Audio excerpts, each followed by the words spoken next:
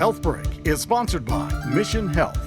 Knee and hip replacement operations can sound scary, but Dr. James Macdonell says new technology at Mission Health and outstanding results are making the experience much better than people expect. There's minimally invasive techniques with anterior hip replacement and quad-sparing total knee replacement, which help accelerate the recovery, minimize the downtime. Robotic surgery, which helps make the surgery a bit more precise, as well as using computer navigation to help make sure we're giving patients the most precise, well-aligned, and well-balanced replacement. And also with new pain management protocols and regional anesthesia, we're really doing our very best to get people back to work, back to sports, back to doing the things they love. Particularly in this area, I'd say the outdoor activities, whether it's the hiking or skiing, it can have a very profound effect on patients, both physically, emotionally, and mentally.